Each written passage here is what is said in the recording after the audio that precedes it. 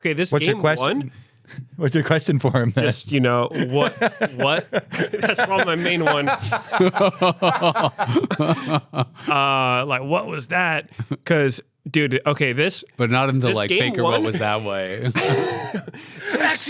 What was that?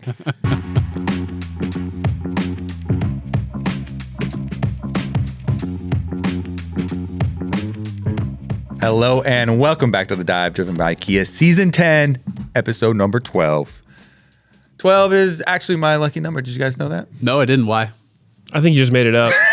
I was thinking about it and I just decided right now, I really do like 12. It's like an even number. Lots of people choose odd numbers for their lucky numbers, but 12 is it's feeling lucky. So this is going to be our best performing episode ever. My jersey number used to always be 13, which I know everyone always says is unlucky. But for some reason, I decided I like that. So whenever I was playing sports, I could always get 13 because no one wanted the unlucky number. Nice. But I thought it was lucky for me. What's your lucky number, Meteos? You better make one right now. Yeah. You No, better I have one. A good answer. I have and it one. better be like 11 or 14. No, it's 25, but it's because 25. I don't remember why I started liking 25, but I've seen a lot of other people have the number 2, and then I realized it's Christmas. It's like your number 12 and then 25 presents. Yeah, so My wife was born on Christmas. Lucky day. Really? Yeah. That's kind of unlucky for presents, That's though. your lucky number too. Then It was my lucky number. It is very unlucky. That's lucky for her parents, just like, birthday and Christmas. Well, gift you know all in what one. really blows is that you can't have any birthday parties because what are your friends doing on Christmas? They're doing Yep. Christmas. They're not coming to your birthday party. True. Yep. So it's her unlucky number, but it's my lucky number. Nice. Perfect. That's some crazy work, actually. Speaking of work, Meteos, your new work. You've been doing a lot of stuff for season 2 of this year. So we've decided the fans are going to get inside information. You're going to break NDAs. You're going to leak a whole bunch of stuff, and you're going to get fired. He's and you going don't to have to come flame back. freak. Yeah, so not exactly not most of that, but I did work But some of it. I did do a bunch of testing with the team on a lot of the season 2 changes that have been announced recently.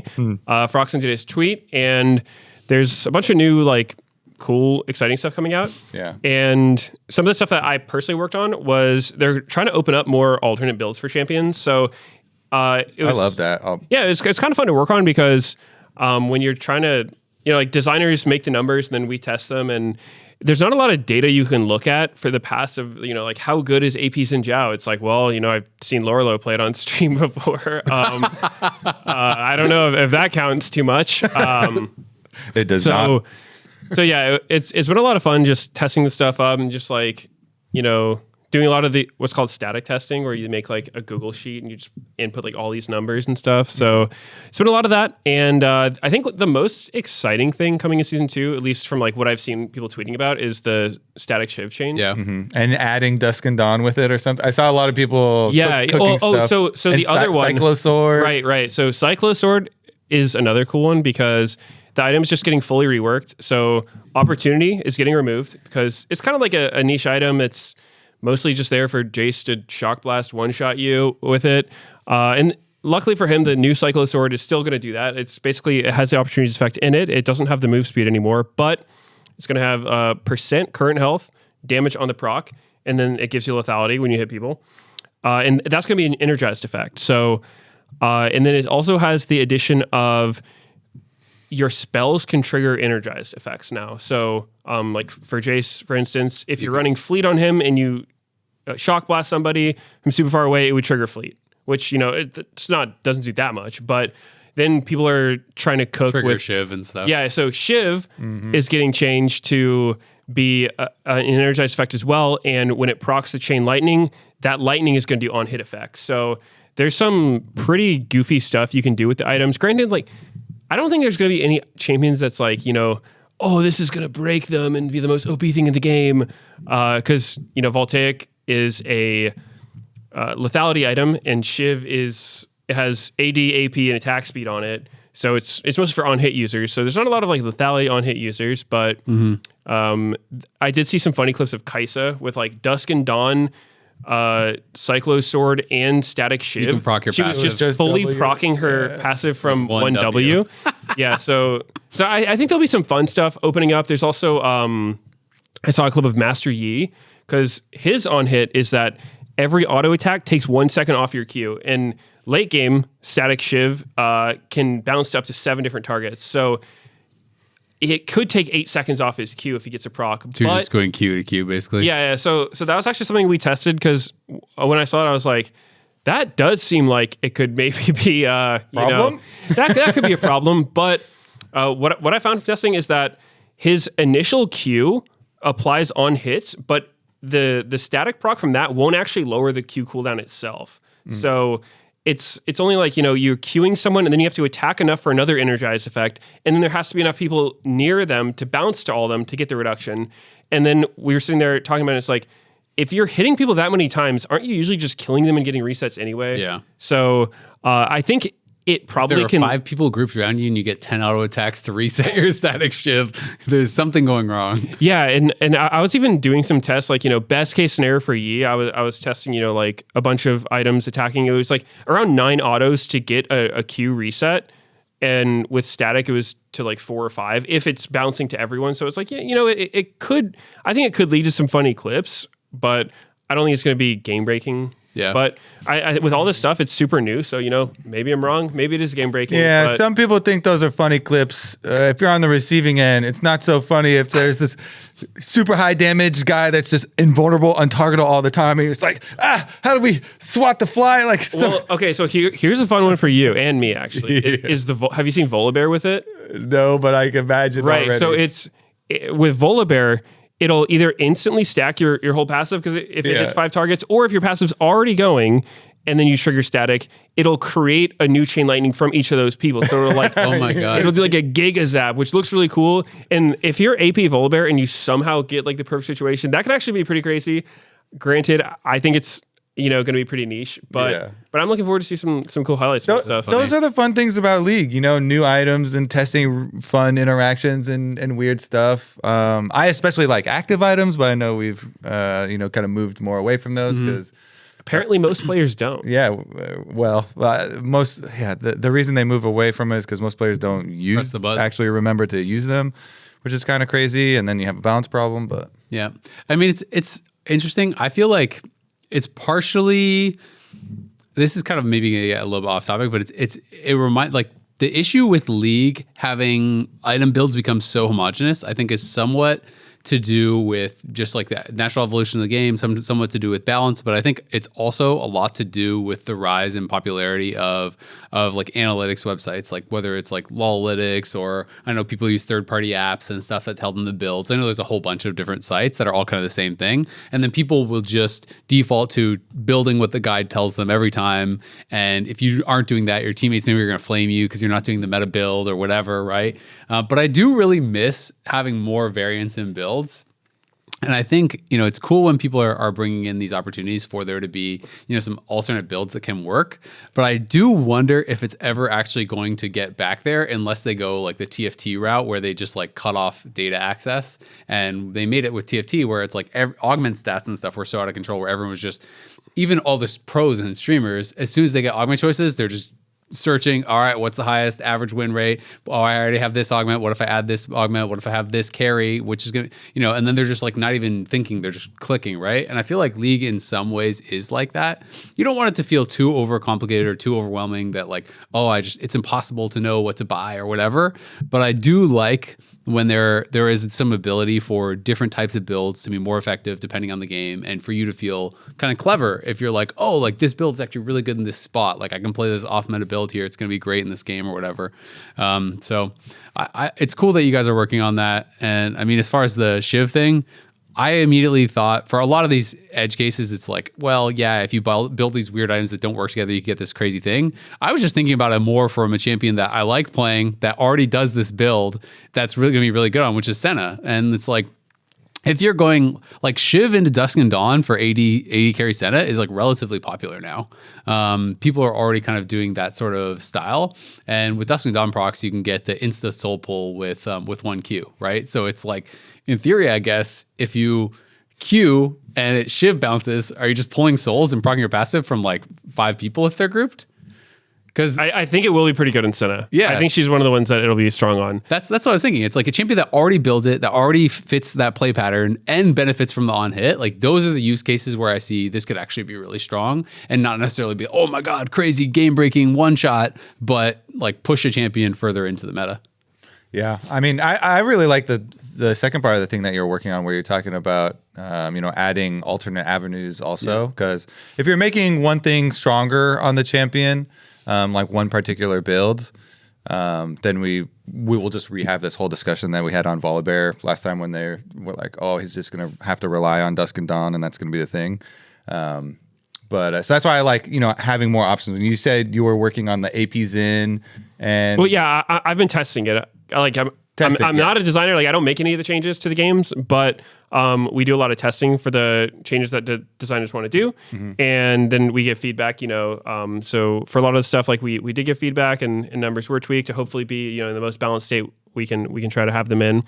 But I think everything gets a lot crazier when it actually goes from internal testing of you have like a play testing team of there's like 15 or 16 people, and then it goes to live and millions of games get played in the first day or whatever. And so it's, you do your best to get everything, but sometimes it's like, well, that was a lot of games. Somebody found something that was not accounted for, but I'm curious. I think usually most stuff gets caught. What is the goal? Because when I was on playtest, a lot of times when we would talk about like alternative builds, the designers would be like, "Oh, okay, we want AP Tristana to be viable, but it should be like 5% win rate lower, or it should maintain a lower play rate or whatever." So like, what is the actual goal for champions like AP's in, or you said, I think Crit Cannon and stuff, right? So like, are they trying to make it actually, equivalently viable, or is it just like, it should kind of work, but you're still trolling? So it's closer to, we want this to, like, I don't think with any of them, they're trying to replace the champion's main build, or the main way that they play. I think it's either, bringing back a play style that has kind of fallen out in the sense of on-hit Kennen, on-hit Teemo was another one of them, because he's kind of moved into this like Leandrius Malignance in almost all of his games. And so they're bringing back some love for on-hit by giving him like some AD ratios on it I don't think it's going to make you want to play like, Bork Kennen or something. Or, I mean, you might, but I don't think you're going to go like full AD Kennen. But with a lot of the on-hit items, it has some AD on it, so you'll just get more value there. And so I think it's just trying to open up different play styles with Xin Zhao top. I don't think he's going to become this crazy meta pick, but he might not get stumped as often or something like that. And I think for or have a specific matchup it's supposed to be good in or something. Yeah. And I think Crit Kennen is something that's like Kennen AD carry was a thing, a long time ago when like I remember Reckless doing it and it was like season 5 or something. And so I think for a lot of them, the entire goal is just, we want to make something fun for people to play. And I don't think any of them are trying to replace the main way the champion is played, but it's like, here's an off build that some people try and we think they're just kind of too weak right now, and so we'll give it some love. I like that goal because I feel like that's at the heart of a lot of people's joy for any video games in general and it's kind of like a self-expression art even for a lot of people. You mentioned Lorlo, and I'm really big fan of Lorlo and good friends, and there's a reason why there's an audience for that type of stuff, even when they're not good builds and stuff. Lorlo is obviously it's a specific example. Yeah. With some other factors. Yeah. But if you're thinking about, a different example is like Baus. Boss has a very good, extremely funny personality that obviously carries a lot. But he also, there's a market for like AP Jax, or he really did, and he did top lethality Vi and was very successful with it at super super high levels. Yep. And so these builds that people, if you first look at it and someone reacts like, not a lot of people do that, so it's kind of troll. And then you have success with it, it's like, oh man, you feel so good. And so I do like when those are options and people can use them well. Plus, mega bonus points if there is actual strategic depth in the times that you choose to use it and like build different. like the super easy example is like lethality Varus or on hit Varus, type thing. Like, oh, I'm gonna get a lot of value out of they have tanks or something like that. But yeah, I don't know. I always like I've always been one that's been tried to go find things that not a lot of people do, because you have that like desire to be hipster kind of. Not I mean, it's fun to. I definitely am similar, and I don't tend to want to be a hipster, but it's more like I'll see something and be like, I wonder if I can make this work kind of deal. And then the challenge of taking it from a troll build and then tweaking it, messing with it, being like, oh, maybe these runes, maybe like these other items with it could kind of make it work. Fun. And yeah, I think that like the tinkering is not for everybody, but I think there's a good amount of players who really enjoy that. Yeah. And sometimes you take something that people initially consider a troll and it actually just becomes meta, right? Like I think you talk about Baus and lethality Scion stuff. I feel like he was partially responsible for the massive rise in popularity of proxying, which is now just like a big part of a lot of common matchups, even in pro, where it's just like, oh, jungler showed bot, now I can actually just like proxy this next wave and be able to get a quick reset and the other person's pinned there. It's like there are parts that are sometimes kind of like innovated by people who are like initially considered to be trolling or whatever. I always find it funny though. I mean, I'm super down for off meta builds. Sometimes people go too far. Like I love watching Lolo. Yeah. He's funny, but sometimes he's cooking too hard. AP Yasuo. Exactly. Like you bring out AP Yasuo, it's like you don't even have ratios here. Like it's like working only on your E. Yeah. It's like, you solo kill that guy because you're literally like a top level challenger player playing against like a diamond player and you're taking ignite, so you're just style on But he was also one of the ones that was I think Sendo was the name of the guy who was doing it a lot in Europe, but when support champions like Janna and stuff roaming. top. Yeah. And he was Sendo in Europe and Lolo was quite high on challenger also with this, but he was like ranked fourth, doing what is considered super troll of like using a Janna top lane type things. There's always, especially a fine line, because like in North America especially, there are people that are mega troll, and sometimes it like warps the whole game. So then most of the other players are not having fun, and only the perma roaming Teemo or something is having fun. And so it obviously there's lots of nuances to the. I was going to say that Janna top you were talking about, that was some pretty illegal gameplay. Like, that definitely got patched pretty quick. But he's definitely one of those dudes who likes, if he hears, hey, this guy in so-and-so region is winning with so-and-so build, he's like, oh, I'm going to do it too. Yeah. Which is cool.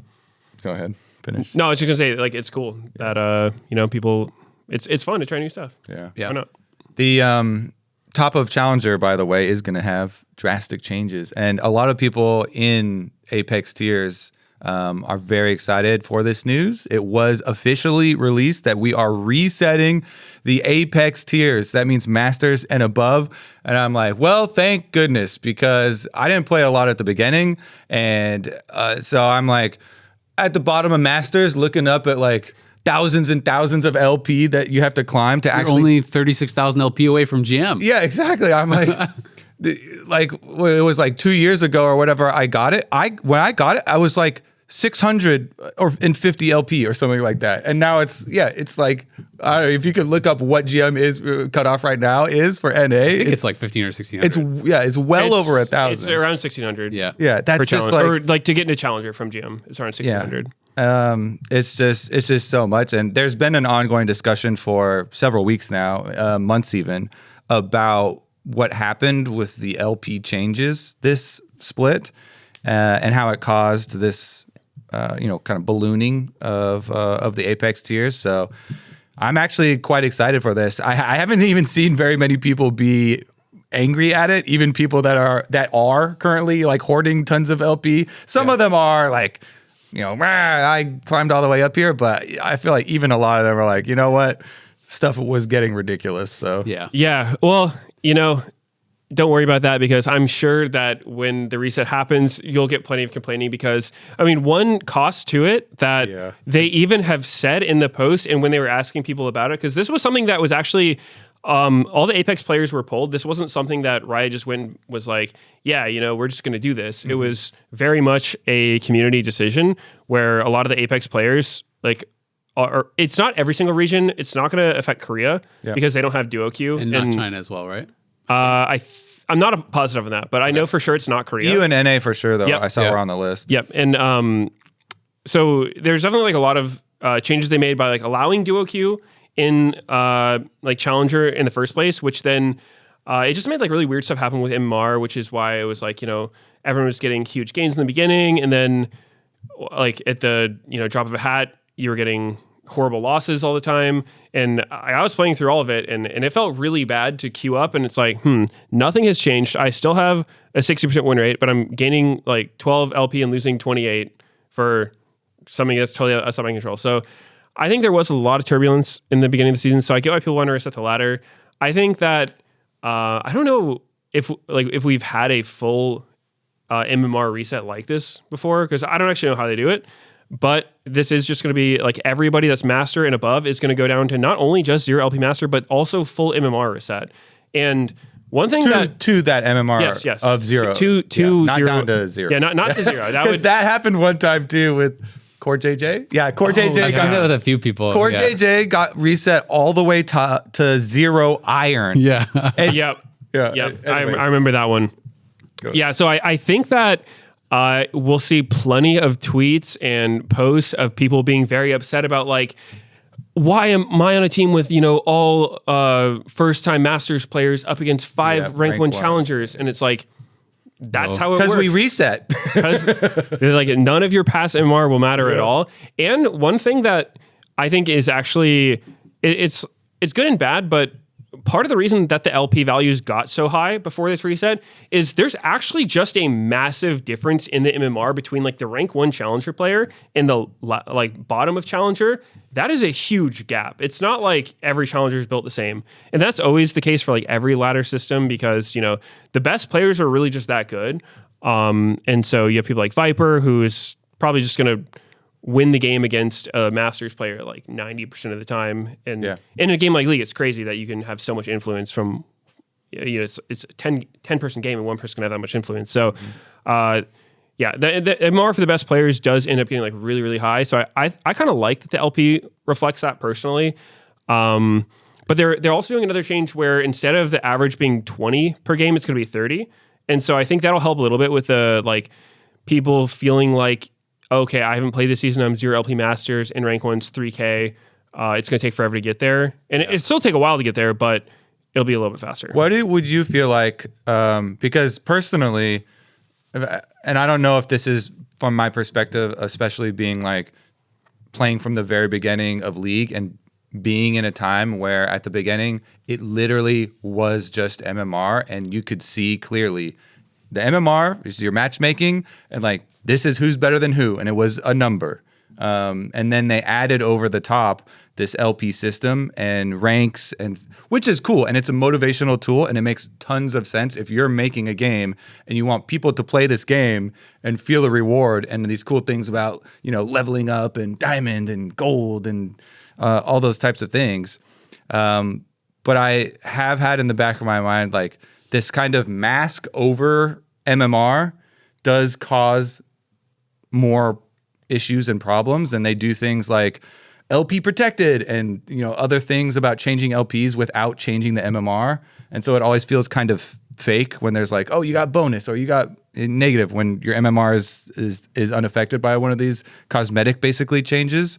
I've kind of felt for a while I was like hoping that maybe this current situation would be the impetus for them to say, all right, once you promote to Masters and above Apex tiers, all of a sudden, there's no more LP and it shows your MMR, and your MMR is like, and it's just the ranks of people. And then, you're talking about how you kind of like seeing the discrepancy between the very top of Challenger and, lower ranks and stuff. And I feel like anyone who grinds enough or is good enough to get up to Apex tiers would kind of embrace that style system that is just remove kind of the mask and just have MMRs and ranks and numbers. I mean, it's always interesting because I think it's also one of the things that whether it should be important, I think kind of is important for people at Apex tiers. Is it's like most people that are in Apex tiers in games feel some sort of pride for their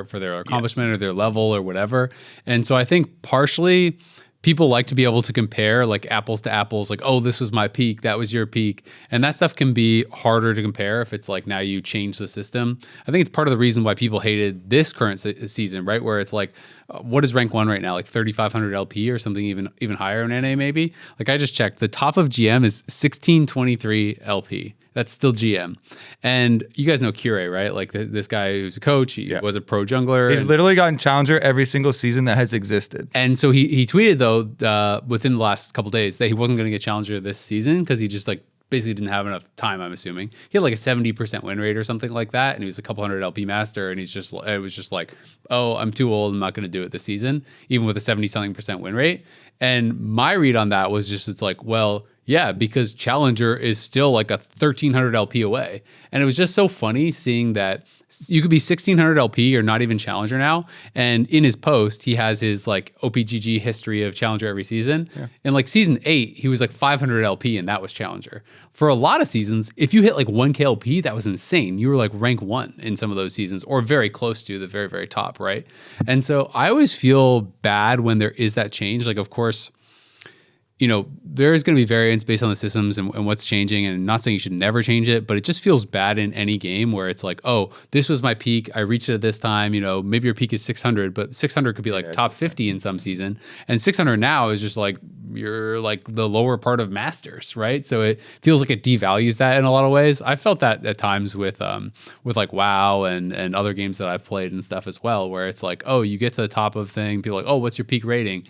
And it's like, oh, okay, when I was 3K, I was literally number 1 team in the whole world. And then there's other seasons where people are hitting like 3,800 or whatever, you know what I mean? And then it's like, okay, well, now you're not comparing apples to apples and it feels weird. It feels like douchey to like ask what season, but also it's like people are motivated by the pride of it, of the accomplishment. Otherwise, it doesn't matter, right? Like it's just all video game numbers. None of it matters. Yeah, I mean, I think that's a super good point.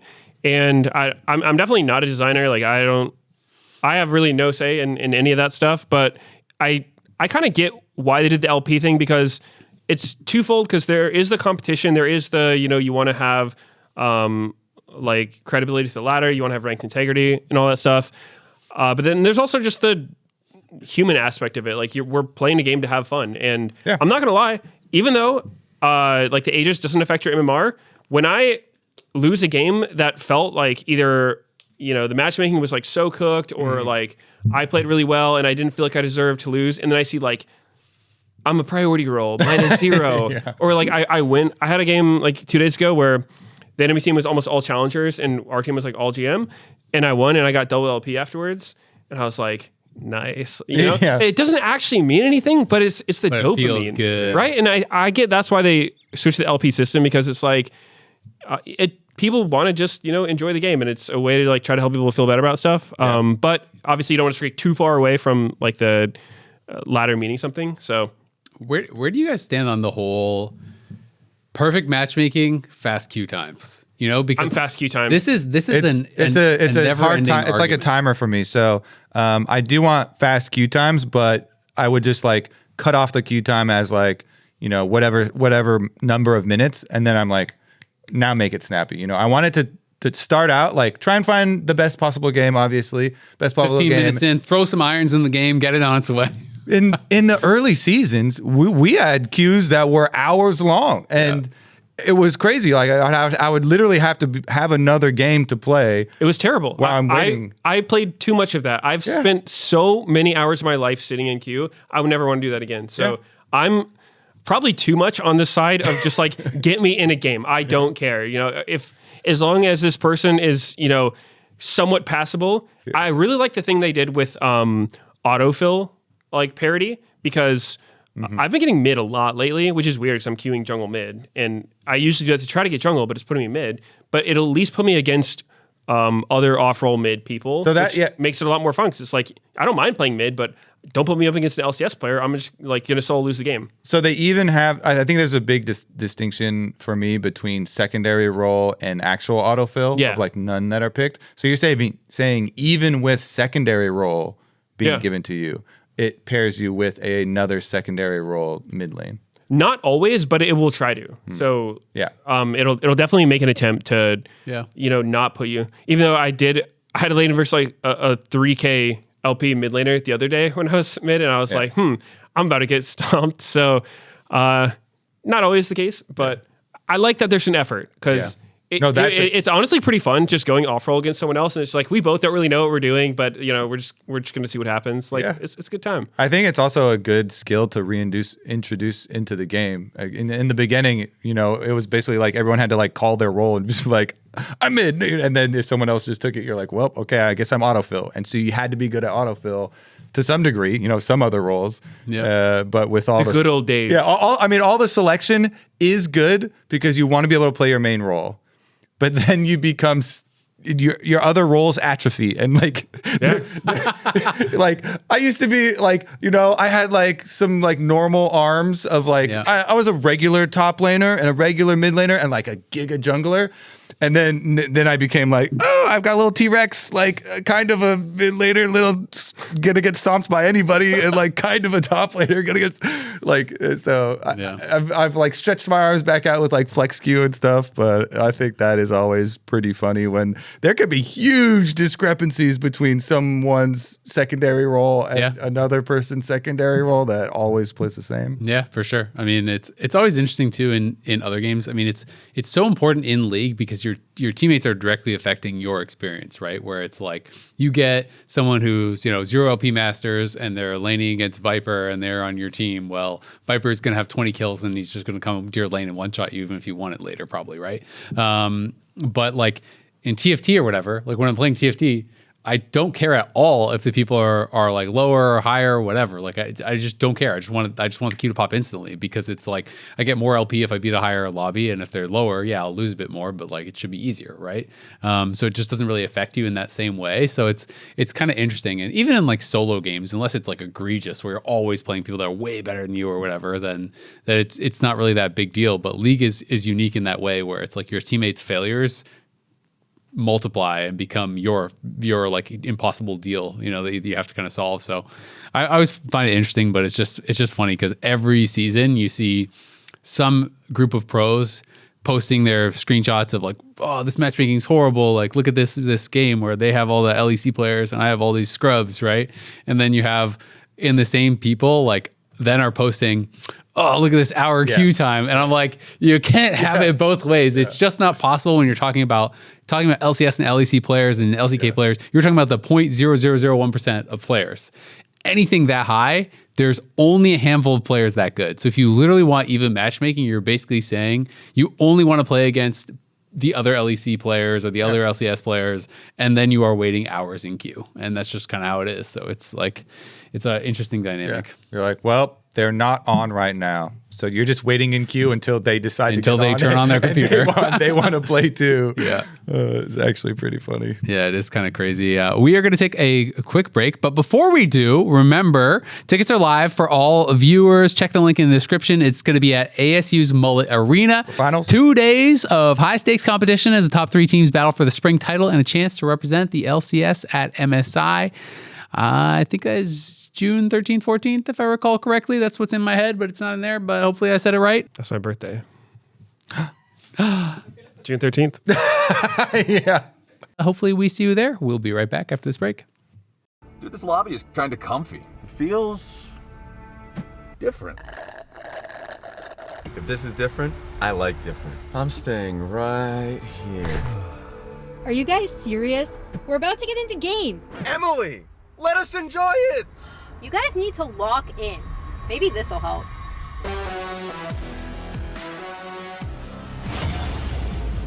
Oh no, not already. Welcome back to the dive driven by Kia. It's time to talk about LCS. We're going to do a little bit different this week. So we're going to talk about the games that already happened, and then we'll do our little predictions and previews for the ones coming up next to keep it a little bit more clean. We can start with C9 versus DSG. That was the first match of week 3. I got to say I'm a little bit sad about DSG. I feel like these last 2 weeks, they've kind of just gotten stomped. And I was thinking that they were going to be more competitive with some of these other teams. They did have a pretty good first week against Sentinels. But the last couple of weeks, I'm starting to lose a bit of hope. And it's just felt like Sajed and Lions are really struggling. The team's not kind of coming together in the same way that it felt like they were in lock-in.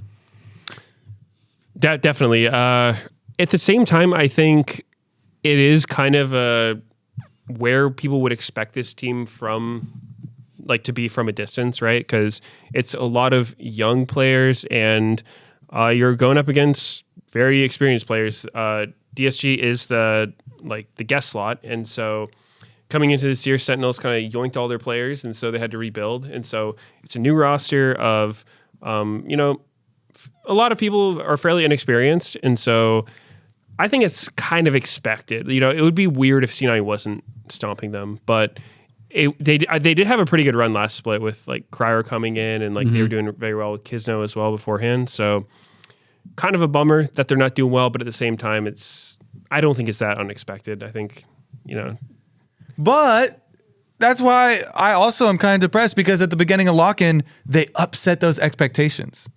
We had those expectations that you talk about, and then we got so excited at the beginning of lock-in, because even with Kisno, the non-intended jungler, that like they come in, they beat Sentinels, who stole their roster, and you're like, ooh, like that is such a burn. Like we just, Toast was like, you spent all this money and stole all my players, boom, and we outperformed the expectations. And then like they even took a game off FlyQuest next. It was a competitive like 3 game series, and then they beat LYON also, and you're like, oh my god, like all our teams are insane. We're excellent in like every aspect of our league. We're perfect.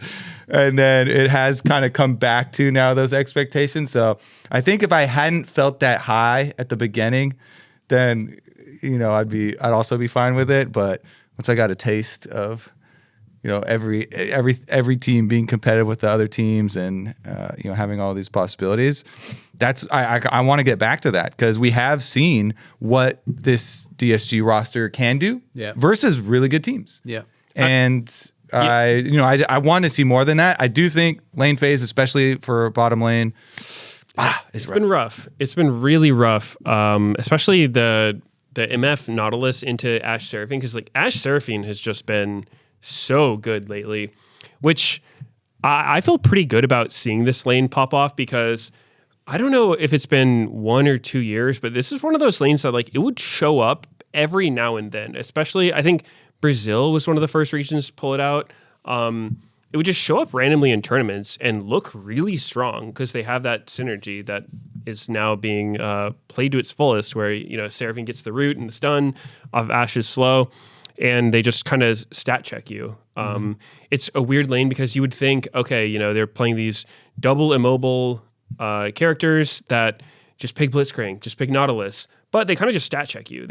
Seraphine starts W, and they just auto attack you to death. So very hard lane to play against. We've seen people try a lot of different stuff against it, and MF Nautilus, it is kind of going for that idea of like, okay, we're just going to be really strong and we're going to beat you. But here's the second problem with it, is that they have so much CC that you kind of need to take cleanse, and they have a lot of healing, so you want to take ignite, but then they just have barrier heal, and they have so much more effective health than you for the actual fight. So it's just super hard to lane against, and DSG didn't have a good time with it. Yeah, I mean, I think the Nautilus MF can work as an answer, but I also felt like they kind of misplayed, because I think that was the game where they had Pantheon early, right? If I recall, because I think it's like, if you are gonna go into that lane and you can trade, Ashe Seraphine for a Pantheon or for a really strong early ganking jungler. Am I thinking of a different series? Well, that's how I think it works best. I agree with you, because they did this a lot in like Europe and other regions where Nautilus lanes would be played into it effectively. You play with Jarvan, but you have to like play with jungle and get these like kill windows. But in this one, they had Mundo jungle. Oh god, that draft was horrible. Exactly, which is, if you're thinking long term about, wouldn't it be cool if 25 minutes into the game we have like a team fight and we have like an unkillable Mundo, behind it, like that would be great. But I do think the early game is a pretty critical part. Yeah, I think if you're gonna do it, you have to have a ganking jungler, and you have to play towards that, right? You have to be able to camp it. Ashe stats are actually getting to like a ridiculous level with a champion that has played so much in top regions, has a 62.3% win rate in pro play. Like that is actually nuts for a champion that is getting played all the time. What would you guys say is the most common answer in pro? Because to me, it's probably what people bring Ezreal out. Karma, probably. Ezreal Karma. Well, that's usually Or banned more, now. most Corki, successful, Nami. I would think. Oh, most successful? Yeah. Yeah, so I've actually looked this up. So if it's a guessing Okay, game, then maybe yeah. Kobe goes first. Yeah, well, because I was gonna say it's like Corgi Nami is what I always think of as people drafting as an answer.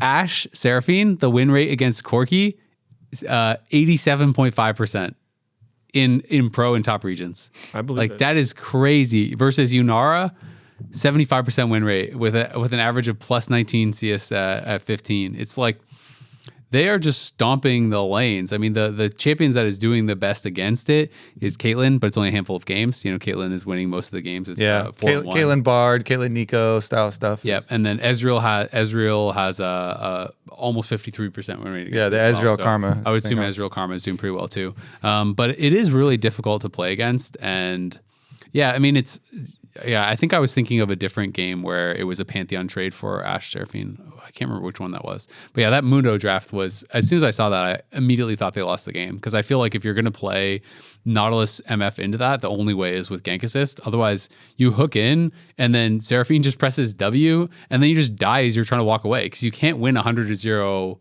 like all in. And then you're getting slowed and rooted and Ashe has lethal tempo and you just get walked down. Yep. Very hard lane to play against for sure. So I think most of the teams that are giving this should probably have a plan. And you guys kind of mentioned it, but I think was it FlyQuest? There was one team this weekend that first picked Karma when Ashe Seraphine was open, and they went like the Karma Ezreal and actually kind of like won the lane hard in that one. So it can lose, right? But it's a super strong lane. And if I was playing pro, I would feel really bad about doing this because, like you said, you can play to gank it, but at the same time, Ashe has map hack. She just takes Hawkshot level 2 and then sees where you are, where you came from. So it's like your entire path is revealed. So And you can lose 3v3. Yeah, and it's not like they're a weak lane. So you would have to have a better jungle matchup and be able to gank and have them not be there while getting hawkshotted everywhere. It's just like, it is so hard to play jungle when you're getting hawkshotted because they just get this free info and you have no way of getting info on them. So it's a very uphill battle. I would not want to play against that, but you got to play against something. I'm surprised people are still banning Varus over Ashe or Seraphine. That's like Varus is strong, but Varus has not seemed nearly as oppressive to me as these like Ashe Seraphine lanes. Karma Ezreal is obviously a good answer, but Karma is the second most banned champion in the game. Like it's almost always permabanned. It and Orianna and Varus and like those are the ones that are like kind of permabanned tier. Rumble's usually up there too, but I've been surprised that Varus has stayed on the ban list and that Ashe is not actually getting up there because that lane feels like it's just beating pretty much everything. I actually have just been wondering, when are we seeing Seraphine nerfs? Because they've been nerfing Karma. There's been multiple patches where they've had small nerfs. They've started to throw nerfs at it, but they haven't, thrown nerfs at Seraphine. And I feel like it's at that stage, although there haven't been a pretty big focus on competitive as far as nerfs. I think in a way, Fearless kind of took a lot of pressure off of needing to nerf champions because of their pro presence. Even though I agree, Ashe Seraphine seems like pretty insane right now, especially Seraphine. So it could probably be warranted, but because of Fearless, it's not like every single game in every region is being dictated by the strength of these few champions. It's in best of 3, we see it pretty often, but when you get into best of 5s and whatnot, it's like they'll show up once and then they're gone. So it's somewhat self-correcting. It's just that they're nerfing Karma in multiple patches. So I'm like, well, they're addressing... last chance a demon. They're addressing part of it. Seraphine has a higher win rate in solo queue also. So I wonder if they're. If it's for ban rate and not win rate because Karma gets banned more. Maybe that's why it's getting hit. I'm not sure. That would be my only guess because I agree with you. I've been kind of surprised that's been dodging nerfs too. I feel like Blabber had a really good series, though, I will say. In the DSG series, he was like absolutely owning. I felt like both games. And I think this is one of those things where it's like, yeah, it's good CSG, but Blabber does get a lot of criticism. So like I kind of want to like point out when, hey, like, well, he did, I don't even know what his score line was across the series, but like he was really good on both the Zen as well as the Ambessa. He was 12-1 and 18, so 30 KDA. That's pretty good. And he did almost 900 DPM as a jungler. So Yeah. like that's actually pretty insane. Like he was just kind of running around the map fighting nonstop and just owning. And that is one of those games where it was really impressive. I felt like he was the standout to me from Cloud9 in that series. Definitely. I really liked the game 2 draft as well, where they C9 picked Ambessa and then DSG picked Renekton into it because that's a really good lane. And then they just sent the Ambessa jungle and then picked Vayne top. Because if I'm Castle and I see that, I'm just like, God damn it. Like, I don't want to play versus Vayne top as Welcome to Renekton. top lane with that last pick. I have to give Castle credit because this dude, he's been on rough rosters for a while, right? It was like Immortals and a DSG, into DSG again. And so he's been on not the strongest teams, but even still, it hasn't struck me as he's just phoning it in or giving up, because he's actually had a lot of pressure in these games. So even in game 2, which by the score lines looks like a complete stomp, and it kind of was, but he was doing very well top into Vayne. He got a super good trade on her, I think like level 7 or 8 or something, and basically made it so Blabber had to cover. C9 lost all their pressure on the map. DSG was able to pick up a dragon off of it, some bot side jungle. And so when you're hard counterpicked, you're not getting help, and then you're able to create pressure out of nothing and just get so much space for your team. To me, that is, what makes somebody good. It's not the person who gets all the resources and is always played to, but that kind of pressure maker. And so I think Castle is someone that does do that often. I think he's someone that you would kind of rely on to get advantage to your team.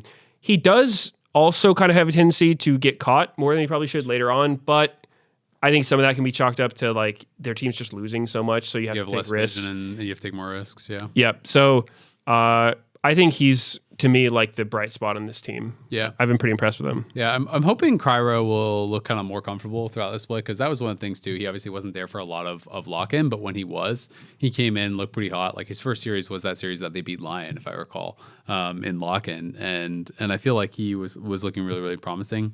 He just has looked more, I don't know, I want to just say, like Castle talked about out on pros how they were always just responding to plays and not making the proactive plays. And I feel like that kind of does describe how I've seen Cryo play so far this split, where it just feels like, I want to say like almost like too cautious or whatever, where it just feels like he's not willing to start action. He wants to always respond to the action. And I think that's hard if you're playing jungle, right? Like you have to be able to kind of like play to your lanes, find the opportunities that are the good ones and just go for it. And it feels like if you're always sitting back and you're always waiting to respond to what your opponent is doing, you're just kind of letting them dictate the pace of the game. And especially against top junglers, like the windows that they give you to respond are not going to be good ones generally, right? It's like if Blabber is going for a gank, it's going to be pretty high percentage play. If Inspired or whoever is going for a gank, it's going to be probably a pretty high percentage play. So it feels like they're kind of accounting for the fact that Cryo could be there maybe, but I just feel like this team needs to play with some more confidence. I think Castle is looking really good individually. We know that from lock-in, these players can be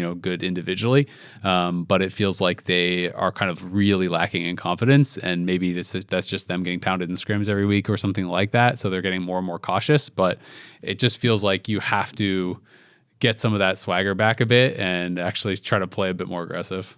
Yeah, I mean, I think the bot lane state is a big part of it. Yeah. I definitely agree that Kryra probably could do more than he is. He's been on farm junglers a lot of the game, and their bot lane is losing lane like pretty hard a lot of the time. Yep. So I think that limits what you can do a lot, because say you're playing Mundo and your bot lane's hard losing, what choices do you really have, right? It's like maybe they mess up, maybe it's not that you can't do anything at all, but most things you go for are not going to work out. You don't want to fall behind. You start going for low percentage plays. All of a sudden, they take your other side of the jungle. You're just behind now. You can't step up. Their jungler can solo kill you, and the game can fall apart pretty quickly. So I think it's a rough situation to be in. I don't think he's playing amazingly. He had a Skarner game that kind of gave me nightmares. That was not a great Skarner game, but I don't think overall he's doing horribly or anything. Yep. Predict some more rough waters ahead for DSG. The next series that we had last week was the FlyQuest vs Sentinels, and that one was 1-2 with Sentinels. They started out with their scheduled Hombach Skarner win. Guaranteed. Hombach Skarner game, absolutely smurfing it. Like Rahel. Oh, actually, I think I gave my player of the game to Huhi Bard in this one, because it was Rahel and Huhi were Caitlyn Bard in the first game. They got Caitlyn Bard bottom lane, and they had Hombach Skarner. And like he was all over the place ganking, and then Huhi with those ganks, got to set up so many plays with the Bard, and Sentinels just looked super, super good. And then in the next game, that was a kind of like the comeback for FlyQuest, where they had got the Griffin and Bessa game, which also looked pretty good. This was one of the Ezreal Karmas into Ashe Seraphines, where the Ezreal Karma got so much poke damage with Masu and Cryogen. They didn't actually kill them, but they had so much pressure and they were pushing the whole time. They got tower plate and set them up for really big wins. And I thought Griffin, like all of his Ambessa ults were like someone's gang deleted. He just like murdered Ashe. He murdered Seraphine. And so it was, I thought the series overall at the different games were really good and like showcase some of the strengths of each team. Yeah. So even though FlyQuest lost, I didn't come away thinking like, oh no, despair mode or anything for that young roster.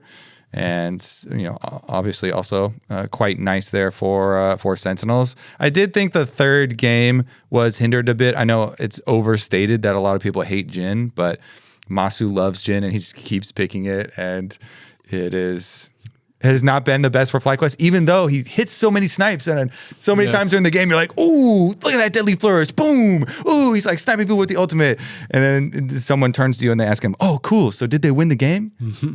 No. I mean, they even got a lead bot lane in 2v2. Yeah, he was pretty good. ahead. It was looking good. He was actually going for the like C44 or whatever, like the Hex Optics rush instead of the Ghostblade rush that people kind of like aren't as big a fan of. But Rahel picked up some kills. Huhi, I thought, was super smurfing that last game too on the Rel. Like he found multiple flash engages early that even from this like losing position in the bot lane where they were kind of getting slammed, he found these really, really good engages. Rahel picked up like every kill in these skirmishes that they were having. And it just felt like he got a couple kills, got to a point where he was even on gold and then eventually way ahead on gold of Masu, kind of deleted that laning phase disadvantage. And this just felt like a game where I don't really know. I mean, maybe if Griffin or Quad or someone was super fed, it could have looked different, but it just looked like compositionally, I didn't understand where their damage was supposed to come from, because in every single fight, Masu is just getting violted. And even if you're just, surviving that and running for the hills or whatever, like your damage is now out of the fight. And then it's like just a Syndra practically to try to kill everyone, right? There's like Xin Zhao is trying to get in there, but it's Xin Zhao against like a Nivea and you're just getting kind of like walled off and whatever. And, Jhin and Syndra are trying to get through like Shen, and there's a Rel diving on your head and a Vi diving on your head. And it just never felt like they had any damage to actually deal with the front line.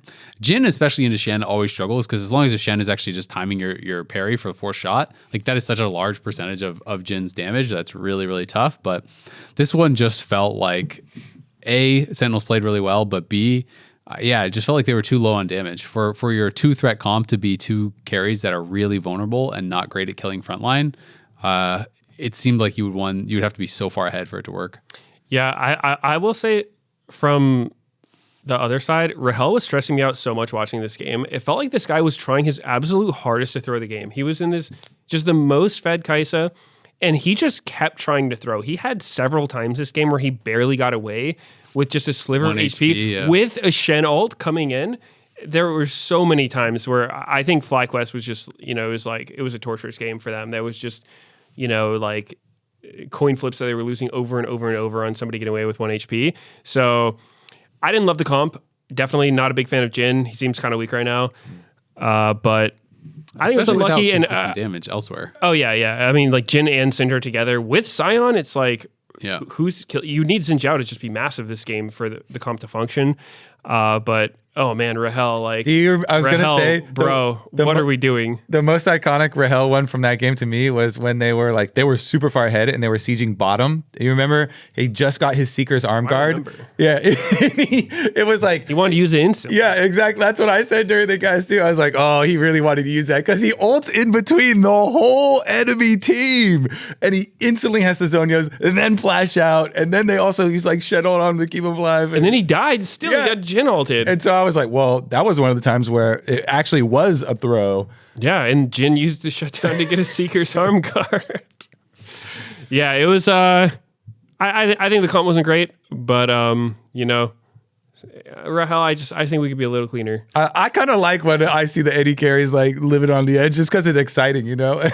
It's exciting. Yeah, you're right about that. I can't argue that. For the first like 4 times, he did barely get out and survive, and yeah, definitely fun watch. Something I will say too that I was noticing is I just feel like FlyQuest.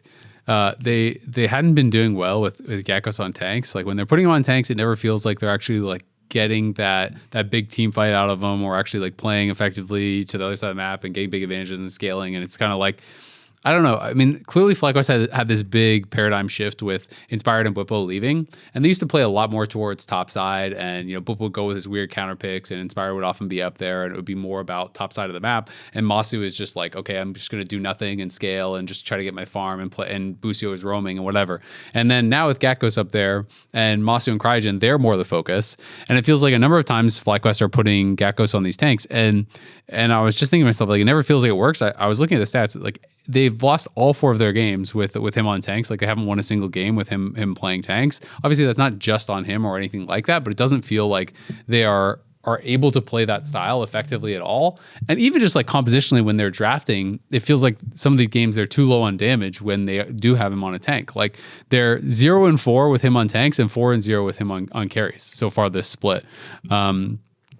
It's only a handful of games, but it's just something that I kind of noticed. A pattern. And yeah, exactly. I think lock in the Aurelia, lock in the Yasuo, because he's actually insane on these champs in solo queue. He just runs the game. Why not? I mean, his Gnar, his Ambessa, his Yorick, and his Jace have all gotten wins. 2 Sion games, Cassandre game, Orin game, all losses. And like he is really known as like a mechanical player who can play that carry style. So I feel like maybe they just need to embrace that. It feels like they're trying to play to Masu because he's kind of the star and everything. But it feels like Geckos maybe isn't as comfortable playing that other style. And I feel like oftentimes when you take a really, really mechanical player who's like used to making these individual outplays and doing all these things, they are doing too much on tanks. And the way that some of these players are playing, like as frontliners, I kind of felt like even Morgan in the TL game was doing this a little bit on Sion, where it's like they're trying to make the big play and they just like ult into the back of the team. They take so much free damage. They're like disjointed from their team. They're too far ahead. Like their positioning isn't actually right, because it's like as a tank, you want to be soaking damage for your carries when your carries can hit, right? And I feel like a lot of carry players, when they are playing tanks, are diving in as though they are making the individual play, but it's like you can't really do that as a tank. If you're just getting hit while your carries aren't hitting anyone, you're just losing the fight. And so I'm not trying to say it's all on him, but it just feels like that style is not working for them at all. I know that is like a classic LCS style of so many teams that have won titles over the years. It's like slap your top laner on a tank, get a hyperscaling bot, and play Twat and win the team fights. But their drafts haven't made sense. He hasn't looked good individually on it, and it's just, I don't know. I feel like maybe they should just let him play what he wants to play. Yeah. To that top laner note, there's actually. I was talking about this on co-stream and I was getting memed about it, but do you guys know about the classification for tanks? So there's like a Vanguard and a Warden. Yeah. Yeah. So, I mean, people who play TFT probably know those terms, but like the actual definitions for League, I thought was pretty cool because I didn't know it specifically. But basically, it's like Vanguard is the Malphite Leona. They start the fight, they hard engage. And that's, I think, what you're talking about. Like a lot of these people who aren't really tank players, when they're on tanks, they look for that because, it's more fun and they want to kill people. But Warden is more like the Braum, the tank who sits back and heals, right? And I think that's honestly what you want to do in pro play more often than not is, you stand in front of them, you like block skill shots, and you see the people who go for them. But when you're the front line and you just charge into them being like, hey, look at all this damage I'm taking. I'm tanking, guys. It's like, well, nice, man, but nobody can follow you. Yeah. So I think that's like just learning those terms and like the actual definitions, I thought was like pretty cool to see because, I mean, it's definitely like certain champions are better at a certain role. And then I think players as well kind of like might not have the eye for it initially. I've always also thought, the very best tanks aren't the tanks that like, oh, look at the end of the game and you see like damage absorbed or whatever. Like, look how much I tanked for you guys. It's even if you're playing Vanguard, it's using the cooldown and space of your CC possibility of your ability to like push them back and like make the enemy carries not do damage by like kind of spacing. So you're not actually taking it or soaking it. And then like finding the right time. So yeah, I mean, tanking is an art, even though even a lot of games people are like, oh yeah, just you're gonna be the tank player, right? I'm the carry. I'm the one with all the skill and the brains and everything. But there's definitely a lot of skill expression in how you're playing tanks. And the best damage is not damage tanked. It's damage like avoided and prevented. Yeah. The other thing that I think is interesting about it is it's like, like you said, it seems as though, I mean, we don't know what the thought process is in draft, but like Masu likes playing a lot of these more supportive style champions anyway. Like he likes playing the Jhin and stuff. And to me, it's like the Jhin also pairs better with carry top laners, right? Where you are more that supportive guy where you don't have to deal all the damage. You have your Jace or your Ambessa or whatever, and you just like press R as everyone's running in and, and shoot out deadly flourishes and stuff. And so I'd be kind of interested to see if FlyQuest wanted to try to shift it up a little bit and see if they'll change that style or if they're just like, no, this is the right way to play. We just need to keep practicing it. Yep. Next series we had was Shopify versus LYON. And looking back at this one, I just remember so clearly game number 1. And we actually have a clip from that game that I think encapsulates it because as this clip starts, and this is going to be a dragon fight that's really important. Let me give you the context of Contracts was smurfing. He was having this Pantheon game. He's like, boom, you're dead. Boom, you're dead. He's like all over the place, right? And you're like, oh, this is what the Shopify need, We have all these stats about how many games they've lost and how, they're starting to step it up. And like everyone is, well acquainted with like the games where Contracts is really on and they're looking good. But so this was one of those games, and the setup is there. They have a lot of gold, but if we now like run through this clip, take a look at what my bottom lane does. If I'm Contracts right here, I am so pissed. Okay, so this setup, here you guys. Yeah. So Contracts is super fed. He's been winning all game. Let me even go back a little bit. You can see the setup better. So Contracts is on the dragon. Like they're zoning everybody, right? My AD carry is auto-attacking a control ward in the very front while we're on the objective. Not only do we like not have good battle lines, but we are doing the objective and he is autoing the control ward in the brush where Wukong just was. And they just saw all of them. B-Boy, do you think he did any damage to champions this play? He literally did 0. He auto attacked that control ward once. How much damage to and wards? Then But did he get the ward? He did not. He got one auto on it. That is actually what makes it not work. And they're not even, the bottom lane. I felt like for Shopify, this was a total miss. This whole series was a really big miss for them. But this fight was like. The reason we originally pulled this clip was because they're like, oh, cool, look at this Isles Seraphine ult over the top into like, Seraphine beat drop right afterwards. You're like, ooh, that is so good. And from Lion's side. What is this Corky doing? But wait a second. Then I was like, well, let me look at it from the other perspective, the Shopify perspective. Yeah. My boy Contracts is getting done dirty.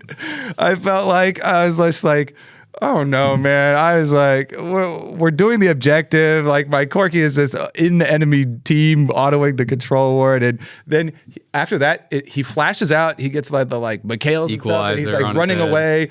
And he's like, as he's running away, he's like, oh, you're doing dragon? He like tries to auto Q the dragon. I think Contracts kills the dragon before the Q damage from the Corky even lands.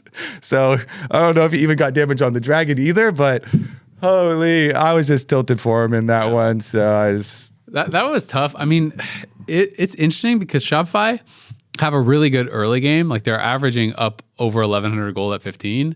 And almost always teams with that kind of an early game are doing quite well, like as far as their record is concerned, right? But they are losing most of their games, right? They're still struggling to actually turn that into anything. They're 2-4, obviously.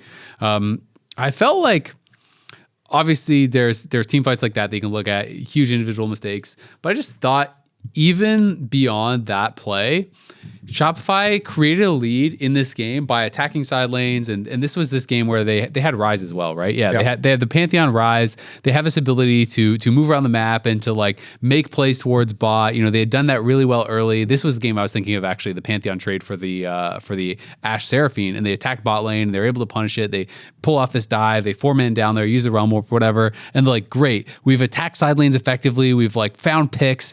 And now with our gold lead, we're going to 5v5 the 5v5 team, And I just felt like they lost sight of what put them in a good spot in the first place. And then they just decided to group 5 and try to play against Wukong, Rumble, Seraphine, Ashe, like this team. With our Vanguard, the Corky. Exactly.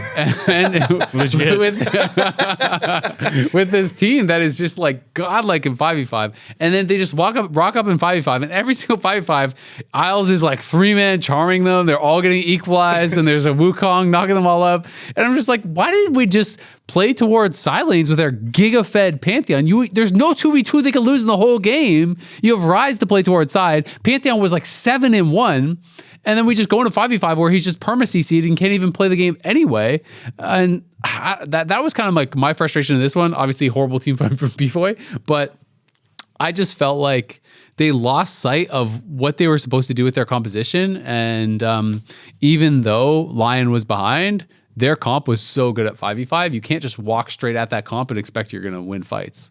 Yep. I feel you on that one. It's one of the things that tilts me the most playing and watching. Is just when you is in that situation. It's one of the reasons. I'm sure I've talked about it before. It's not a new thing, but you're playing the split comp, the comp that doesn't want to fight, and you're winning, and it is impossible for people to resist the urge. Like someone on the team will be like, "Oh, it doesn't matter. Let's just fight him. We're so ahead. We can't lose." And it's like, actually, you can. You probably will, honestly, because it's like, why give them the perfect situation that they want? It's the only way they can come back. Yeah, it's I get the idea of I prefer being the team fighting comp. I like the idea of, hey, if we're grouped and they're grouped, we'll just win. That makes the game a lot easier to play. But if you're going to pick other stuff, then at least play to it. And so when you've got like these really strong split pushers like Ryze, like Pantheon, you have globals. You don't want to ARAM them, especially not a team fight comp, and it was just such a mess. So it's pretty sad to see. I have a hard time believing that there wasn't someone in comms just being like, yeah, let's just fight him. We're so ahead. Like, we're strong. I'm so fed. I mean, Contracts was an entire item above Inspired. He was like 2 or 3K ahead at one point in this game on the Pantheon. Like, there is no way you ever can lose that 1v1. You will slam him a full item up. There's no misplaying the Pantheon, to lose that fight. And then so you just add Ryze, and I don't see a world in which there's any 2v2 that the other team can send that you don't slam, when you're that fed. 7-1 Pantheon. And then you have like a Scion and this bot lane that can actually just like wave clear mid, and you can just play heavily towards one side. If they send 3 there, then you can make Realm War plays and plays towards your other team with Grand Starfall and stuff. And yeah, it's just one of those, it's like that classic trap. It's like you're saying, you're playing like Fiora top or whatever. Fiora gets like 3 kills in a row. It's working so well. You're taking all your towers, like, haha, now it's time to go 5v5. And then Fiora just cues forward, gets stunned without parry, instantly dies. Game is lost.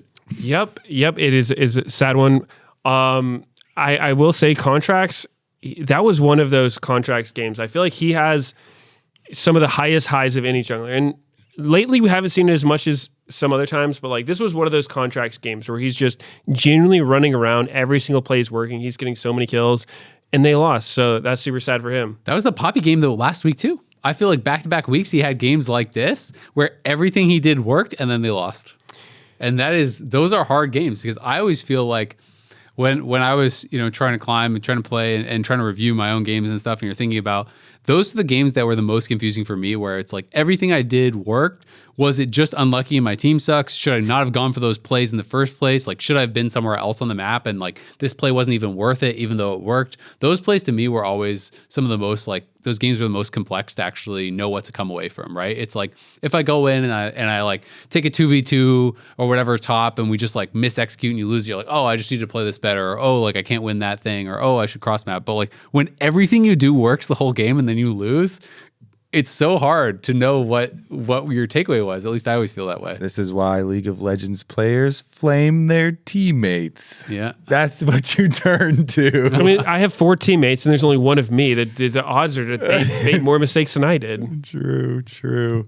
Yeah, I mean, the reason I got so tilted on that one again is because I got the taste of like, ooh, this could be a really good series. And like Shopify showed some really good things, and then it ends up as a 0-2 for them. And everybody just goes home. So they're like, yeah, haha. Like, yeah, sure, it could have been, they could have won games. No, I think they really could have actually against both won TL some and games back-to-back weeks. Yeah, and so I'm like, it just makes me more frustrated when you see the hope and the possibility and stuff. Yep. And then it doesn't actually, pan out that way. But Which leads us perfectly into our last series, which was TL versus Dig, where Dig has actually taken a game off of the same two opponents that Shopify had the last 2 weeks, right? They went 1-2 against LYON, and then this week they went 1-2 against Team Liquid Alienware. So like they are actually capitalizing in at least somewhat, right? Like they're not winning the series. yeah, but those games looked really good too, Yeah. by the way, Yeah. that you're pointing out. Both those important ones. yeah, no, absolutely. I mean, Dig is actually looking like they can kind of scrap with the top of the table, right? That's TL and LYON to I think that was in our power rankings, probably our aggregate number 1, 2. Or at least like With C9 floating around, those top three Top for two sure. of the- I think we all had the same top 3, which was like, yeah. we have TL third. I I can't. think we had TL third. Okay, so then first and third.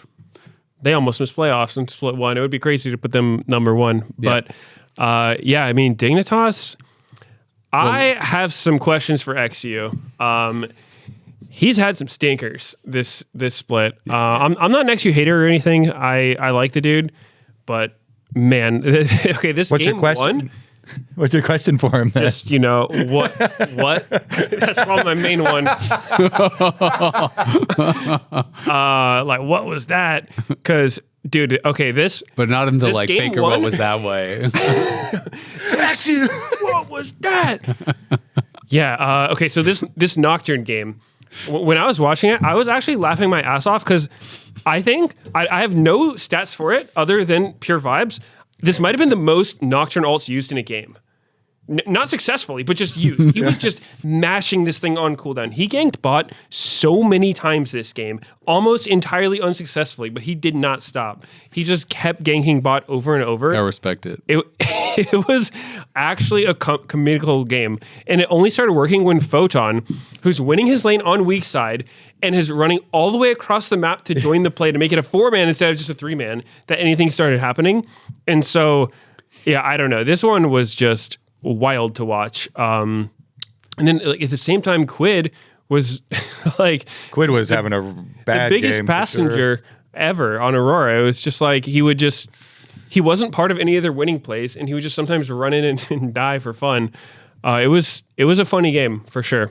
His whole series, Quid was a horrible Quid, series. I was during the cast, I was shocked, like wow, was happening, and then it happened the next game too, and I'm like, what is going on? Like Quid is usually talked about and looked at as, oh, he's one of the best players on this team. Him and Jose have been smurfing, but I felt like the series he was the worst player on TL from their perspective.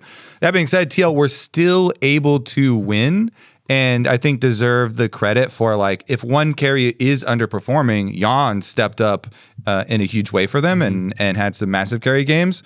That being said, the series was so good because Dignitas took that game that you're talking about in the middle where they drafted FBI his Senna and Ignar his Alistar, and it's like these signature iconic picks for these two players, and man, did they make it worth it and like return the confidence back to the team, because like FBI was deathless on the Senna, full build Senna here, absolutely smurfing, 0 deaths the entire time. Ignar was setting up all these plays, and he was doing like he headbutted enemy jungle out of the Baron pit and stuff to like try and get them the steal, and he's getting all these crazy creative flanks and stuff. So like it's another one where, wow, I'm seeing so many of these good things from one of the teams that does lose, like Dignitas, a team that just gets memed on all the time.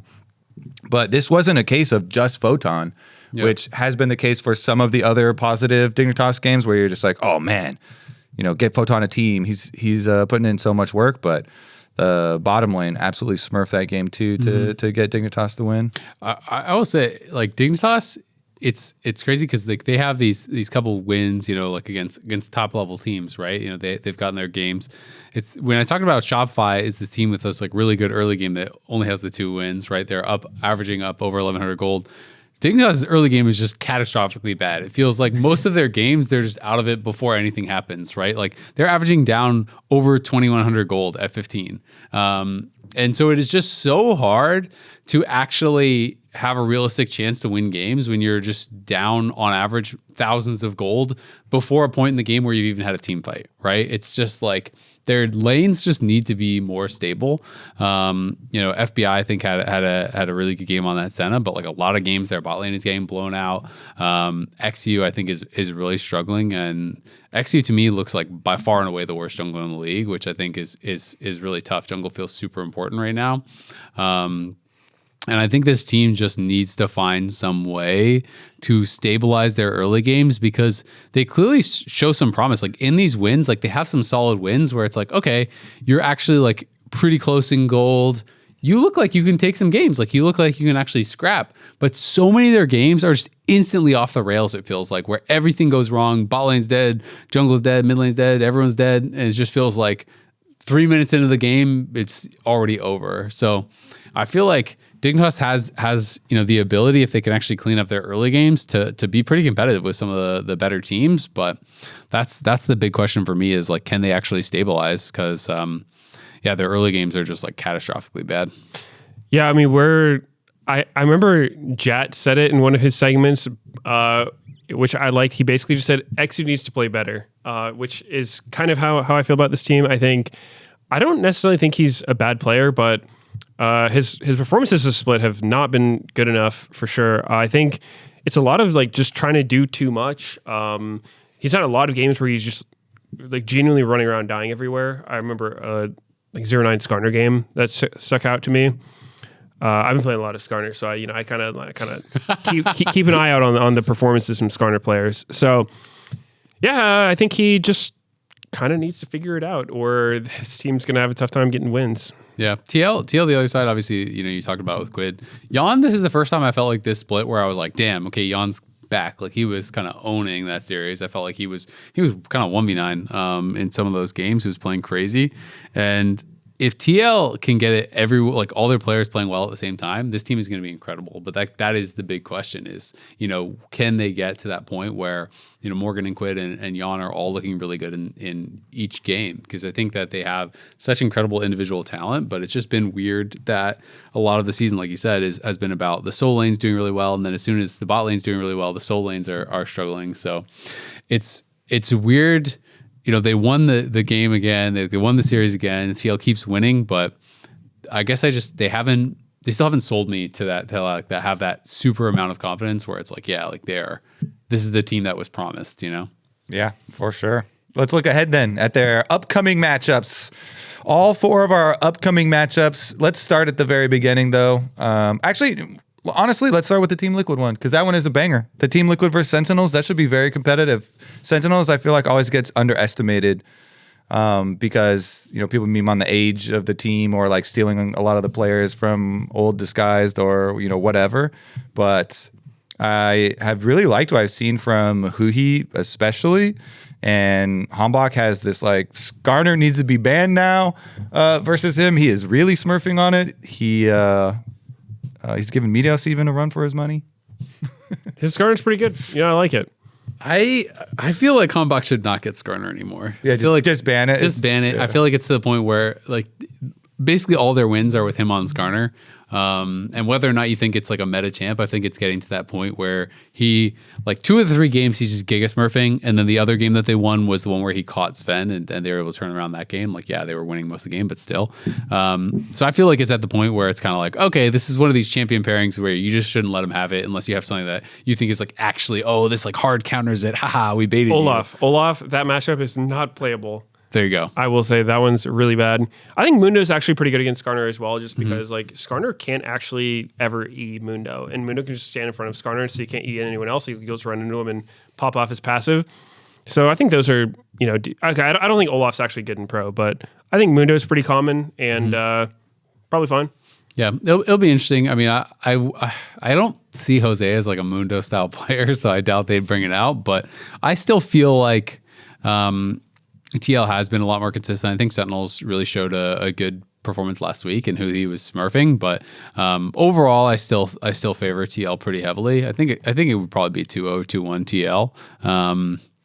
Yeah, I guess maybe I should have more faith in Sentinels, but they still haven't shown the consistency to make me believe that they could beat TL yet. I mean, for me too, it's that even though I was really shocked this last weekend about Quid underperforming, he's earned so much trust from me that I'm like, yeah, I was shocked because that's not normal and it's not going to happen again. I just expect him to bounce back this week and be really good again. And I think the solo laners for TL advantages over the Sentinels solo laner should be enough to make a whole game plan around, with Morgan and Quid if Quid does bounce back and should bounce back. I think those two probably should be theoretically like number 1, number 2 in their positions for the whole league. Mm-hmm. And I think that they should be able to construct a pretty easy winning plan around that since Jose's in really good form too. Yep. I'd agree. I'll give it a 2-1. 2-1. Me too. I'm going 2-1. I have some faith in Sentinels. I don't think it's going to be a blowout. I think they'll put up a good fight, but I like that. I think TL's looking a little stronger. All right, what about Fly Dig? I mean, this one's kind of interesting. Obviously, FlyQuest, I think, on paper are probably favored. Dig obviously has had a couple good games against some of the higher ranked teams. So I think this one could be actually pretty close. But everyone's going to say FlyQuest. But everyone's going to say FlyQuest. I'm going to say FlyQuest. It's kind of my feeling. Yeah, no. It's no one's willing to do it yet. But I honestly I wouldn't be that shocked if Dig Toss won. Then vote them. No, yeah. See, no one's willing to do it yet themselves, and yet I want you to do it. Yeah, we all bring it up. We're like, anybody want to do this? Anybody want to invest in Dig Toss while the stock is low? You guys should put all your money on Dig. I'm gonna go. Fly them. Yeah, invest low. Buy low and then sell high. My fantasy can't do worse than it's already doing. I think I'm dead last in our broadcast league. Oops. I had Quid and Morgan last week. They got me 0 points. It's tragic. So unlucky. Yeah. So maybe I should. I should win. Is tough. Well, not actually. They didn't have 0. They got like 12 or something. Because I had both Quid and Morgan also. Yeah. So Jed got me negative points last week. Ooh. I did not draft Jed. I think Jed is literally the lowest earning player in fantasy points in the entire league. Yep. You must have been real poor at the end. Well, I had all my other players were like some of the highest average earners, right? Yeah. But then it didn't work out. We got to get Sajid back on Kryso. Yeah. Just got to keep investing, Eventually, he's going to pay off. Just like Dignitas. I mean, well, maybe we should talk about their series then as the next series because DSG versus LYON. Oh, wait. So we're all predicting FlyQuest. Yeah. Is it all like, you know what? I'm giving Dig a game. I'll go 2-1. Does that count as... Sure. Yeah. I mean, I think the biggest thing for me is just like can Dig actually stabilize their early game, and I feel like Masu and Crygen's bot lane is really good 2v2, and FBI and Ignar have been kind of struggling. So maybe they can solve something, but it's like Ignar just is not good on enchanters generally, and always wants to play engage style. And I feel like while that can work, the meta right now is all about enchanters, and Crygen's really good on it. Masu and Crygen are good at playing lane dominant stuff, so I think that'll be pretty problematic. I will say maybe Photon can get top lane advantage over Gakkos, and I'd favor him for sure. So unless we get Gakkos on Yasuo. There you go.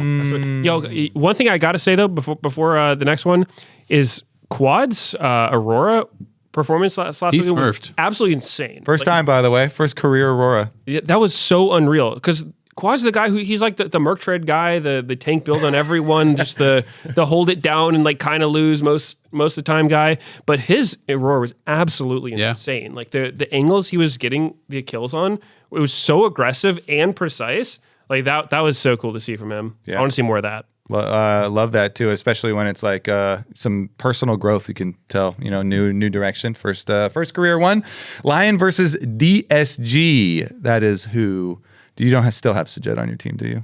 I have to choose my roster for this week. Okay, so technically he is now. Yeah, he is. Yeah. LYON, the player. Lions also fairly low earner down there. The bottom lane together is one of the biggest discussions, and if that bottom lane is playing against Berserker Isles, we did just see this last weekend how Berserker can mega pop off and He's playing the Yunara with a Lulu behind him and gets to be his, hyper carry self. So, I mean, I feel like the story with DSG is always like, can Castle do it? You know what I mean? Like, and he probably can do it against Dokla if Dokla's playing how he has been. I don't think Dokla's had his greatest split. So, like, would I favor DSG top lane? Yeah, I actually would in the 1v1, but like, do I favor LYON literally everywhere else? Yeah, I do. So I think it's a pretty hard one to see for DSG because I think that it's like when people talk positively about Sajed, it's about his team fighting. Well, I think Berserker's a better laner and a better team fighter. Kryra is like Inspired Junior. Well, okay, guess who you're playing against? You're playing against Inspired. So I think it's a pretty hard one. So he's younger, yeah, more, there you go, better reaction speed version of he Inspired. did. That's what you're saying, He right? did beat him last time. He did. Yeah, They did win last time, so it's not impossible that they could do it again. 2-0 LYON. However, if we look at recent results, Yeah. I would expect LYON for sure. I have no stats on this, but when was the last time that? So in this past weekend, LYON, I think it was like unanimously Saint got player of the game 1, and then Berserker got it game 2. Mm-hmm. And I don't know the last time Inspired got no votes, which was pretty crazy because normally every team Inspired's on, it's just him doing his thing, right? And it's like, even if he didn't hard carry the game, he still like at least gets a nod. It's like, yeah, we see you. But this one actually was like just some crazy performances from other members, which just makes the team look even scarier. So Yeah. it's probably going to be a 2-0. I was gonna say it's probably not going to influence in predicting this series, but does it make you more worried for the team if Inspired can have some underperforming, like not very good games, and other players can step up because you're just like, yeah, he's still Inspired. Like he'll have some really good games later anyway. I didn't take it so much as he played poorly. I don't think they were his best games, but he wasn't, just running around feeding or something like that. I think it was more just his teammates really stepped up. I think Saint had like an insane Azir game because we mostly just been seeing that champion feed his brain out. And same with Yunara for Berserker. So they popped off on champions that have been mostly doing very poorly this season. So I think their teammates stepped up. I think Inspired, he was fine. I also think that Inspired just kind of has those games. Even last year, he would have those games where it's just like, if he gets behind and he thinks that he can't play a normal game from that spot, he's not going to passively lose the game. He's just going to randomly start fights over and over, or he'll start invading if he feels like that's the only way to get back. He's just going to play however he thinks is going to get you the win. And sometimes that's just going to turn into, his Wukong game obviously didn't look great. They won it. But like I remember games last year of Flacos when they were winning like every game in LCS where he would just have like a 6 death or an 8 death Xin Zhao, or he'll like have a ton of deaths on Sejuani or whatever, where he gets behind and he's just like, nope, best way to win is if we keep fighting and randomly win this fight. So here we go, going back in. All right, next one, Cloud9 versus Shopify, our final one coming up for the next week. Now, as excited I was, and I saw some good things from Shopify, I'm not going to think that they can do it here versus Cloud9. With last weekend, Cloud9 looked great. Basically across the board, we were talking about Blabber a lot, but contracts versus Blabber. This this one has a lot of history of, and I remember we did content even where we interviewed contracts, and he was like, "Yeah, Blabber's always thinking about me," or like I'm in his head or something like that. So actually they're all time head to head. Actually I need to dig into that, but it's definitely a spicy one usually. But I also, I think last time they played, I also favored Cloud9. 27-15 for Blabber, according to DPM wall. Yeah, more competitive than a decent amount of the junglers, but not still not winning for contracts. But this also reminds me, the last time these two teams actually played was the upset where Shopify upset them and kicked them out of playoffs. So then I also, in that time period, I also was favoring Cloud9. Yeah, that was the 5-game series too, right? Yes. Yeah. It's All right, then do it. Go for it. There's always that chance, but I think Cloud9's playing quite well right now. So this one and the LYON one are the two that I feel like are more one-sided. The other two series I could see going either way, even though I kind of predicted one way. But this one I think is tough. Shopify though, they have a good early game if they can actually get it together in the mid game. I know there's some stats like the early game rating and mid game, late game rating. They're like, actually quite a good early game team by all the metrics, like all the stats. And then mid game, late game, they have like the worst possible rating. Like they're just, It's really bad because they build all these leads and then they just kind of usually lose. But I think it's possible. I think it's unlikely. I think Cloud9's still playing pretty well. And if Flabber has a series like he did last week, then it's going to be really good. I mean, Cloud9 is just so good during the regular season, it seems like. And the tough part for Cloud9 is now, because all their failures have been like in playoffs in these big pressure moments, they can't actually change that story about themselves until they get to a finals or something and win, right? Like, no one is going to change how they feel about Cloud9 right now, no matter what they do in the regular season, because they've dominated regular seasons. So it's like, for them, they have to stay locked in and try to actually get all the way to the end and then have a chance to kind of change the story about themselves. So who are you going to vote? Cloud9. Okay. Cloud9. It's regular season, baby. I'm going to go Shopify. I don't have a good reason for it, but I'm just thinking. No, here's how I got there. Here's Bro how I got rocks there. up with no C9 jersey for the first time in his life. Instantly predicts against them. Yeah, actually. He's like, Jack, if you're not paying me, I'm not predicting you. If I have my freedom, I'm off the leash. I can just run around the neighborhood. Yeah, so I'm thinking about it. It's like all of these series seem a little too one-sided. Yeah. And I swear every time we go into a weekend when it feels like the game should go a certain way, it never does. And so of all the upsets, why not this one? Yeah. And a lot of the times it's like Shopify or, the similar players from like Energy or something like that Or Shopify players on a different team. that do upset Cloud9. So we'll see. We shall. I don't have good logic for it. It's really just vibes. I'm feeling it. Yeah. Oh, wait. You know who agrees with you? Who? You're actually not the first to make this hot take. On the Coaches episode of Pros podcast that we just put out from last week, the TL coach Spooks, Sam, he said hot take because they've been scrimming both these teams, of course. He thinks Not TL scrims. Now you're making me doubt it. Now you're making me doubt it. But he said that Shopify had been doing way better, and he thinks it's I'm close. switching my vote. Okay, well, there you go. All right. Well, that'll wrap it up for us here on The Dive, driven by Kia. Be sure to subscribe to us on Spotify, Apple Podcasts, and YouTube so you don't miss an episode of The Dive. Also, keep leaving comments. We are pulling some questions every so often for our episodes from the comments on YouTube and Twitter and wherever else. LCS returns this Saturday, April 25th at 1 p.m. Pacific as FlyQuest takes on Dignitas. We will see you there.